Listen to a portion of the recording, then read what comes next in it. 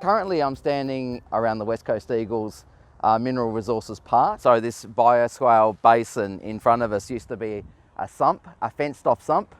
Had no community purpose other than to facilitate stormwater from the surrounding road network. But now, as you can see, it's been turned into a biofiltration system, enhancing the landscaping environment around. We've planted a lot of native vegetation and enhanced the ecological value of the area. The main principles around enhancing the natural environment, tree retention, enhance the area significantly. We wanted to create passive recreation for all visitors that come to the park and ensure that the environment is sustainable and blends in with the natural ethos. The swales were designed and the basins were designed to ensure that we could retain trees as much as possible where we could, and hence the design that we've come up with now, implanting the swales with species that can strip the nutrients out of the water, and also the water is channeled into supporting the natural vegetation growth. So through this design, it was looking at materials which can create an ease of maintenance. So using the decking, which creates a different material element to the design, but it's also a low maintenance element as it's a recycled material.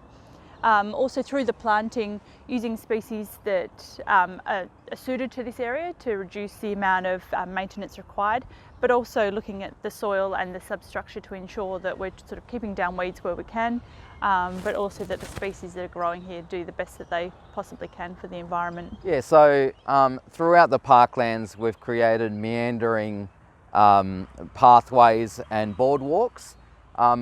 On the side of those boardwalks, you can see there's a lot of planting. We're trying to get that density up to ensure that pedestrians are kept well along the pathway network. Also, you can see that a lot of the swales are shaped and earthwork to ensure that the batters are quite minimal. And obviously that does mitigate some of the risk of getting into these areas. But another main reason is that obviously these are dry basins, they're not wet basins, so there shouldn't be any water ponding in these areas unless you do get significant storm events. At the moment you're looking at an area where water can run off the road. It flows into these pit grates that have been installed. Originally the area was just a verge. It was quite a hostile environment for pedestrians. There wasn't any real pedestrian infrastructure, so the footpaths that have been created, the landscaping that's been installed, all enhances the environment. The aesthetics, incorporates water-sensitive urban design features, water-wise gardens. It's revitalised the place significantly from its former just verge area.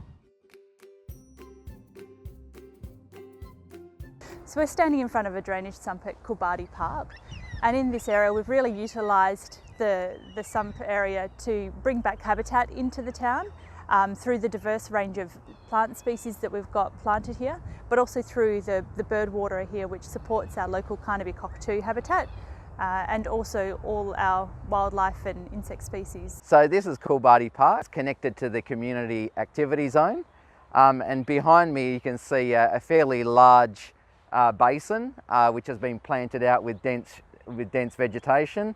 And this is a really good example of controlling pedestrian access into the sump. Since significant rainfall events over the last couple of years, since it's been incorporated into the landscaping, never seen it full. So the infiltration rates are very good in this area.